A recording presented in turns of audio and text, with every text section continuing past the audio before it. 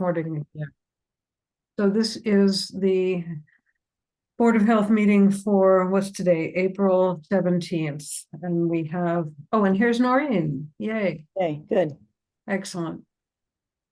So when we get Noreen here, we will have 4 members of the board, myself, Catherine Hilton, Arlene Reed, Garrett Simonson, and Noreen Pease. And I'm going to rename Noreen. I'm going to name her Gladys. Right. Because people look at these videos and we might as well have our whole name on them. Sure. And hi Noreen, can you hear us? You're muted, Noreen.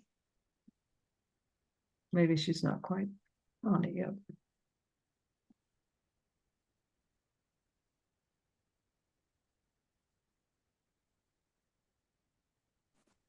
All right, sorry, I was a little slow on the pushing of the buttons.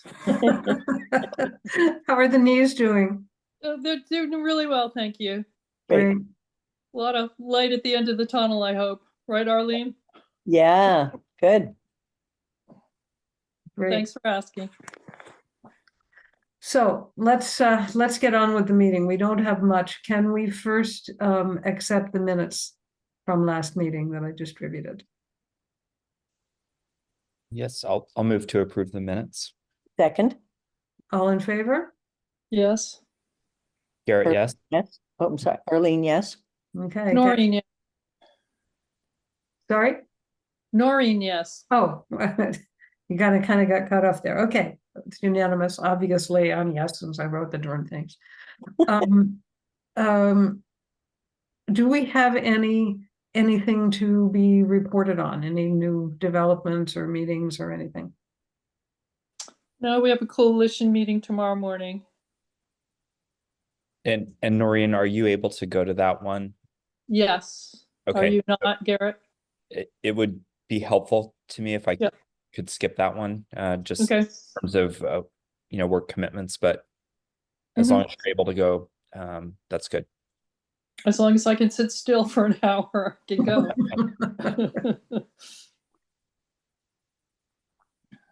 So nothing else going on. I think I reported to you last time that I'd been meeting with Sarah Fisk, and she's got plans for trainings and stuff, and probably got the notification that there's a training on the 25th, a Narcan training. Yeah, and I've seen a lot of advertisement for it. Yeah, they're using those light up boards in Everett. Yeah, cool. So I'm really pleased about that. I wonder if we should ask what's his name, the new fire guy, Lenny, if we should ask Lenny to put up a notification at the fire station. We don't have the light up board, but we have the regular letter board. Good idea. Yeah, I'm assuming that Shutesbury people have signed up for that. I know Jessie said she was going to do it. I feel like I should sign up for it. On the other hand, I cannot for the life of me imagine a situation in which I would be in the presence of a person overdosing on drugs. You never know. It's just not my milieu, you know? Yeah. Anybody else going to sign up for it? I'm away till well after that. So otherwise I would, although I've been through a training before, but I wouldn't mind a refresher, but I can't to this one. So okay, well maybe I'll sign up if it's not full. They want people to pre-register so they can get the stuff that goes with it. Sure. I don't know how much stuff there is. So the only thing that's on the agenda, as I remember, is about I guess it's 35, is it South Laurel, I guess. Linda Gribko's gotten a place on the waterfront pretty close to where Noreen lives, is planning to buy a property across the street from Ted Hodgen, and the property has a house on it. According to Linda, Ted bought it as a fixer-upper, but he didn't fix it up. And he's now looking to unload it, apparently, and the Gripcos want it. So they want to close on May 1st, and they signed a purchase and sale agreement. And in the purchase and sale agreement, that it's stipulated that the buyer will seek and get a waiver to the requirement for a Title V inspection. I'm not, presumably just because they don't want to do it at this time. The place is apparently quite derelict. Linda said she's afraid to turn on the light switch for fear the place will go up in flames. And she thoroughly expects to have to replace both the well and the septic system, as well as a whole bunch of other stuff, I guess. So, so I looked in Title V to see what options we have for waiving the requirement, and there are two. Well, there are two that exist. One isn't really suitable for us, because that one is if weather conditions are not conducive to performing an inspection, then the inspection can be put off until 6 months after the sale. The other one is if, as we assume, the septic system is completely failed, and it was built in 1973, so I don't have high hopes for it.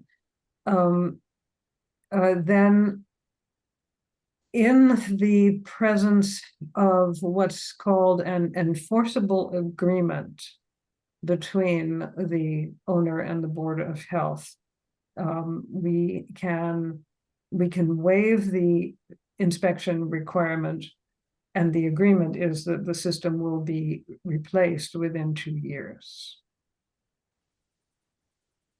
So I told Linda that these were our options and that I would bring it to the board, and she said either one of them really works, which it depends on whatever the board wants to do.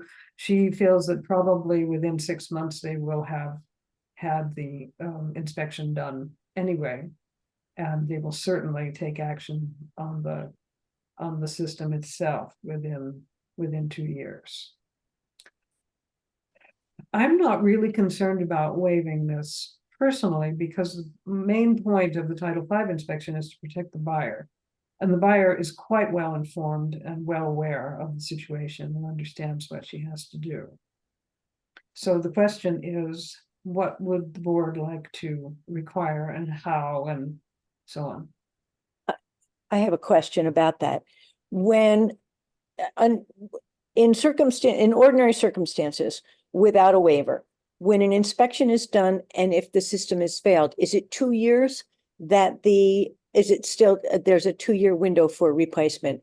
Yes. So this is that agreement between the new owner and the board is no different in this case, if we offer a waiver. Yeah, basically it just presumes a failed system. Okay.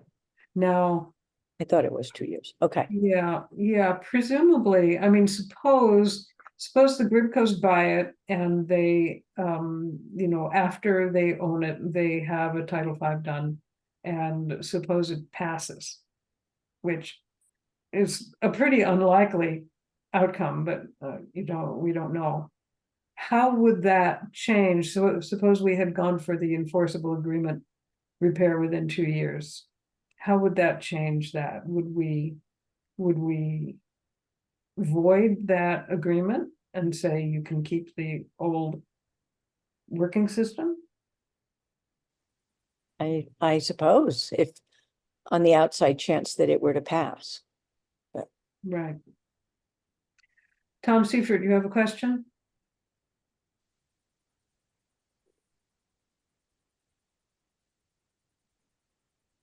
Hi, good evening. How are all of you? Thank you. I'm confused. This is not the address that was put on the agenda. Pardon me? The property you're talking about is not the property address that was put on the agenda for tonight's meeting. Ooh, well then that was just a mistake. What address is on the agenda? 35, and you're talking about 36 to the best of my knowledge. Yeah, it was 35 South Laurel. Which Is one it is, possible to have a new meeting called? Because I was very misinformed and came prepared to speak about 35 South Laurel. okay, which of these, Noreen, which of these properties is which? I don't know, to tell you the truth, Okay, let me, but I do know that the agenda said 35. let I me, used to live in number 35, so I can vouch that it's not number 35. I oh, believe it's number 36. okay, hang on, please. I am looking for, So it's the camp across from the Grebcos, correct? that's right, it's across the Yeah. street. It's across the Yeah. street from them. We considered, when I first got on the board, which is a long time ago, we considered condemning it, so. Oh, well, that's good to know. I Yeah. didn't remember that. Yeah. Shoot, I'm trying to find the, maybe it's this. No. Well, What are you, Tom? Are you 25? 27 is what. 27, okay. so Hmm. I do not have in front of me the number. I thought that Linda was either 35 or 36, but maybe I could be wrong about that. I must have just made a mistake on the agenda. Do you, Tom, have some particular interest in the property that we are talking about? I am in a butter, so if that means that I have a heightened interest, I believe it would.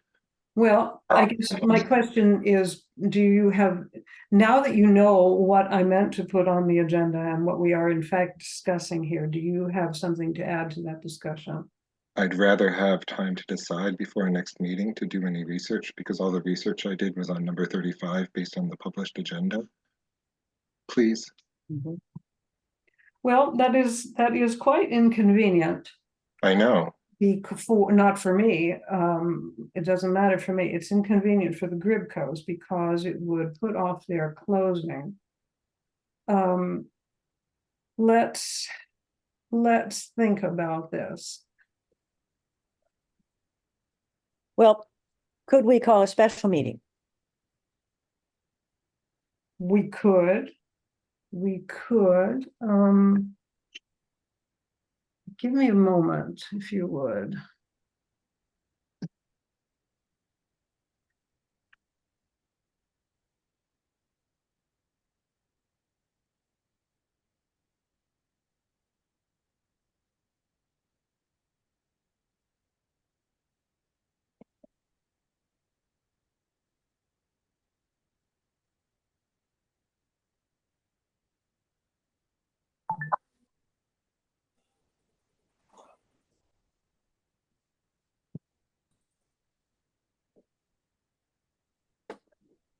We could potentially have another meeting briefly on next Wednesday if there's not too much competition from other meetings already Right. scheduled. I'm wondering, with all due respect, if this is really useful, if it would really be useful to do that, because this is not the kind of decision where we would be asking abutters for their opinion, right? Okay, it's not a hearing.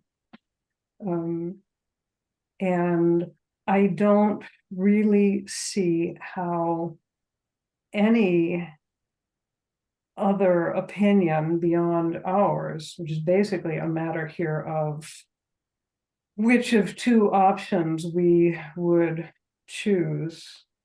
I think, I mean, obviously there's a third option of saying they absolutely can't transfer the property unless they do the Title V, but I would be against that because I think it's pointless. I just wonder if there is something that we would actually want to hear or be swayed by from an outside party.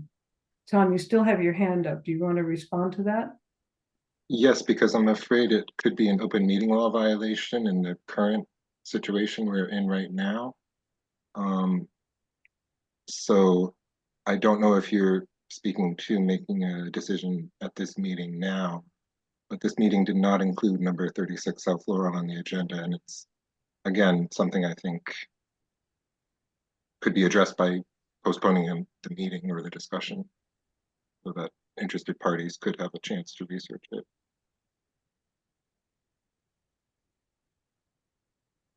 Well, that is a good point. Frankly, I'm not convinced that any interested party would have anything that would be helpful for us, but I do not want to be in violation of the open meeting law.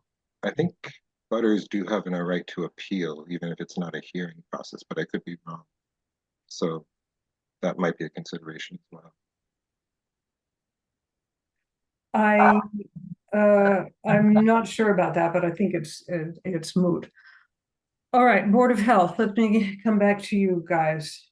If we were to try to schedule a brief meeting for a week from tonight, could we do that? I'm looking right now to see what the meeting schedule is for next Wednesday. If I can find it.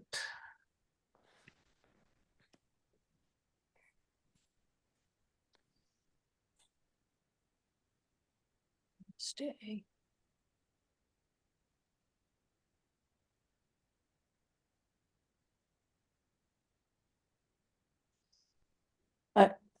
Kat, the proposed closing on this is the 1st of May? Yes, What you said? Okay. Does it have to be a Wednesday?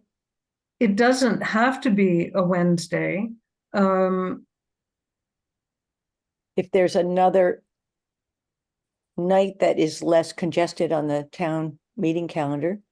Well, here's, so it would be the 24th, and at the moment, there's only one meeting on the 24th, and it's at 5:30. So probably we could have that time or that evening if that is a good meeting, a good time for others. What's the sense of the meeting? I would support that. With concerns about open meeting law being the main reason. My own ability to attend, I don't know what my internet connectivity is going to be that Right. day. Understood. So it's a little bit unpredictable. Well, I'll be here, and Noreen, can you be here? Yes, I can be here. Okay, and Garrett, can you be here? So for the 24th? Yeah. Yeah, the 24th. Looking at next week, I could do any evening except for the 23rd. Okay, yeah, I can't do a Tuesday evening in any case. So we could meet at 7 on the 24th. I could post that meeting. And we would have a quorum even if Arlene couldn't come and even if Wim weren't available. We only I would do my best to attend, but just don't know. Right, I realize that, and I also realize it's tricky. Actually, there is one thing that could be good about postponing it. I reached out to Mike Hugo from MAHB to ask if he had any kind of language for this enforceable agreement that's mentioned in Title V. And he said he was going to look for it and would get back to me, but he hasn't gotten back to me yet. And I think probably he reset his brain after the long weekend and forgot about it. So I'm going to remind him about that. So I may have more information about just how we can make this work. What about checking with Claudia? Would Claudia? I should check with Claudia. Yeah, I didn't think of that. She might know. Yeah. Something. And I think, haven't we had other situations where the buyer has agreed to the seller not obtaining a Title V? I think we Basically, have. what it's been, this is the other, you know, the buyer has done the Title V, basically they've gone in. Oh, is that, okay, And all right, had the Title V done. The problem here is that it's in the purchase and sale agreement, yeah, okay, right? So they have, they're putting an extra constraint on it that normally wouldn't be there.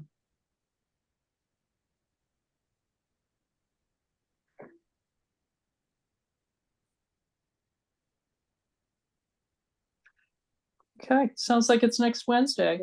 Do you need a motion and a vote on this? I guess we do. Okay. So I move that we reschedule until a week from tonight, the 24th, the discussion of the request for a waiver of the Title V inspection, and that the correct address of the property in question be posted on the agenda. Do I hear a second? Second, Okay, all in favor? Arlene, yes? Garrett, yes. Noreen, yes. Cat, yes. Okay, so there it is. Thank you very much. Is there any other unanticipated business for tonight?